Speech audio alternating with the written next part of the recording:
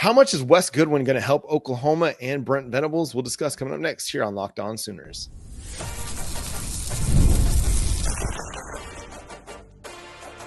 You are Locked On Sooners, your daily podcast on the Oklahoma Sooners. Part of the Locked On Podcast Network, your team every day. So the Oklahoma Sooners added a few defensive analysts and assistants this offseason to try and bolster that unit after the loss of Zach Alley to West Virginia. Brent Venables brought in his another former protege, so to speak, in Wes Goodwin, who was the Clemson defensive coordinator, to be a defensive analyst for this team. And so, Jay, how much do you think that that's going to benefit Brent Venables as he takes over play calling duties for the Sooners? I know we all recall watching the Clemson Tigers defense when Brent Venables was running it. And one of the people there that was running his, it was a senior defensive assistant with Brent Venables there. And so he was the guy that was basically running things with BV, game planning and preparation there at Clemson. And then he became the, DC linebacker coach right when Brent Venables left. But I think Wes is going to give a massive boost because he's going to be able to give someone that not only that Brent Venables trust to help with planning and just making sure things are together, he'll be able to get that linebacker room solid. Also, Wes is really good at recruiting.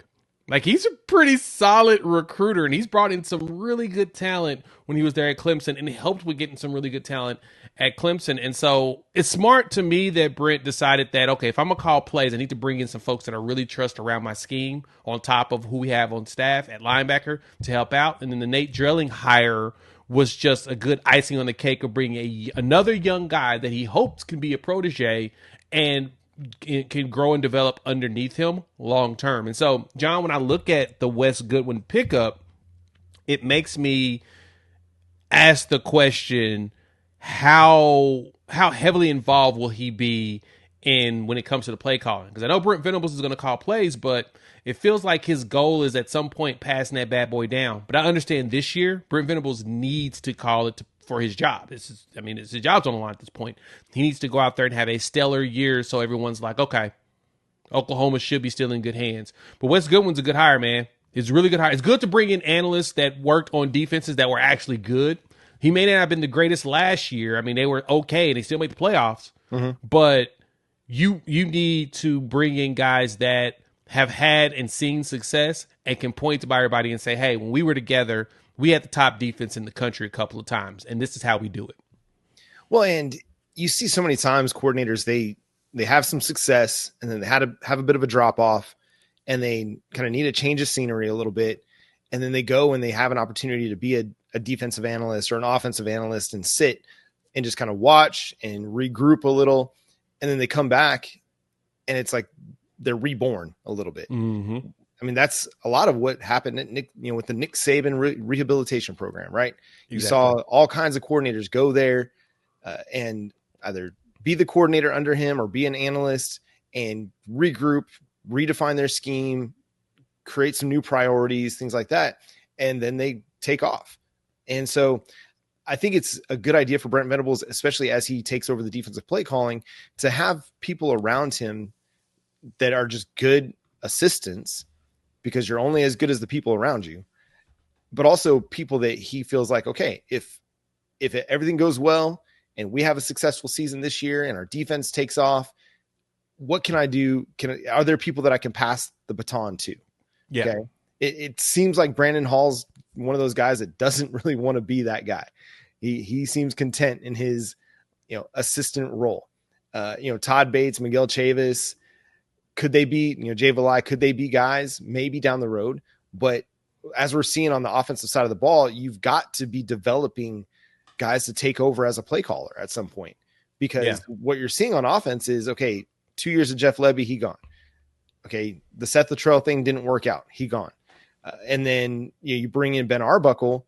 Well, what happens if he's gone in a couple of years? Where do you go from there? You don't have an answer to the offensive coordinator question because you don't have anybody that you're developing on that side of the ball. Maybe it's Kevin Wilson as you bring in as an offensive analyst, but you've got to bring in guys like Wes Goodwin and Nate Dreiling to provide you an opportunity to pass the baton to when you feel like, okay, the defense is in good hands. We've got this thing rolling, ready to go, especially this year after losing Danny Stutzman and Billy Bowman and Ethan Downs. I need to have a little bit bigger voice because it's a big year for me as a head coach. But if everything goes well next year, I can pass it on. And Wes Goodwin, he's got a lot of experience. And as you mentioned, a good recruiter. And I think it also helps Brent Venables because either Brent Venables can be in town focusing on installing defense and developing defense, and Wes Goodwin can be on the recruiting trail finding the guys that he knows Brent Venables likes for his defense, or vice versa. Wes Goodwin can be in the classroom working install, teaching the players, while Brent Venables is out on the recruiting trail looking for the guys that he likes for his defense. I'm wondering how much road time is Wes and Nate going to do when it comes to the recruiting portion of it. I'm curious to see if they're going to end up at some point taking over most of it from Brent Venables and let BV kind of sit back and really focus on the high stakes top players. But I don't know if Brent Venables could even let that go. He doesn't seem like he has the personality where he can pull back, especially when it comes to recruiting, because I know he loved the kids. But and the parents, he loves building relationships. He does building those relationships, and the parents adore him. I know players that have left and said, we didn't leave because of Brent Venables. It was just we needed an opportunity to really play, but we love BV. So I'm wondering on that what it's going to look like on the recruiting trail for those two. But we know, like I said, we know Wes Goodwin can definitely recruit with the best of them. He's done that in his days at Clemson, and I'm actually surprised that they didn't have any Clemson guys that didn't try to follow Wes, or I wonder if BV tried to, or he actually blocked it, because that's been one of the main contentions I've had with BV. Is I understand that Brent Venables didn't want to be that guy that took players, or whatnot, while at the same time, the most important thing to understand is you need to win games. Yeah. So it's all in the game. It's all in the game. Now, granted, I guess for BV, if, God forbid, knock on wood, things does not work out here, he's got a job right back at Clemson. He can move right back to probably the same house in Clemson, South Carolina. But hopefully not, while at the same time, keep maintaining a relationship kind of helps with that kind of stuff. No, it's true. It's true.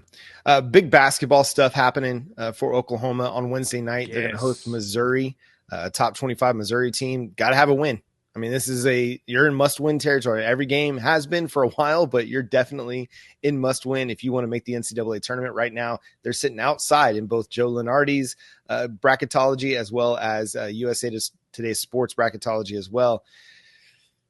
I don't know, man. They got this one. They got Texas. And I feel like they've got to win at least one of these two games. At minimum. And they do that, they're probably going to be pulled in. They have one of the highest number of quad one wins, as they call it, for teams on the bubble. So that's reason why they're really in that battle with North Carolina. And people are upset, like, oh, how North Carolina, Oklahoma's only won like 4 games this year or 5 games this year or whatnot since the calendar year started.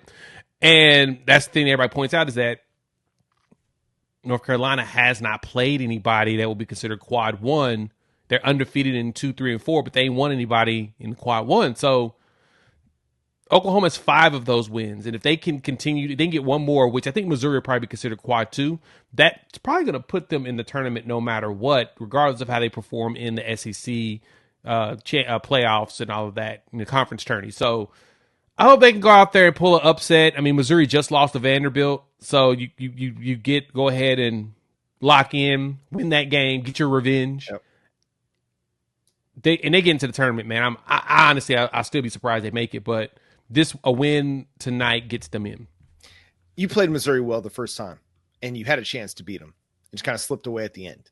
So if you can go get a win, that'd be huge, because you go on the road to Austin and face a struggling Texas team, but still a Texas team that beat you earlier this year. So right. I don't know how that goes. But the women, they get going in the SEC tournament on Thursday at 12:30 Central Time, awaiting the winner of Georgia and Arkansas in that kind of opening round game. We'll see. Listen, if the women are able to win their first game, then they'll have to face South Carolina, which is a team that rolled them earlier this year in conference play. And they're the defending back-to-back national champion. they're a really good team. It'll be a good litmus test once again for the Sooners, who have been playing their best basketball of late. They've won 7 in a row heading into the SEC tournament. And so that's going to be a big opportunity for them. They're looking like they're a team headed for a top 16 seed in the NCAA tournament, which will allow them an opportunity to host the first 2 rounds of the NCAA tournament, which is a great opportunity for us to really show our support and get out there and back this team. So a lot of fun basketball that's going to be happening over the next few days. And that's going to do it for today's episode of Locked On Sooners. Thanks so much for tuning in, being a part of the show. Subscribe to the show wherever you get your podcasts. We're free and available on all podcast platforms and on YouTube. So hit that subscribe button and that notification bell to let you know when new episodes drop. Follow Jay at Unfair Sports. Go check out his channel, Unfair Sports, also on YouTube. You can follow me at John9Williams. You can read my work covering the Sooners over at SoonersWire.com. And the show is at Locked On Sooners on all of your favorite social media platforms. But for Jay Smith, I'm John Williams. We'll talk to you next time. Boomer Sooner. Come on, guys. You got to win this game against Missouri. We need it. Gotta have it.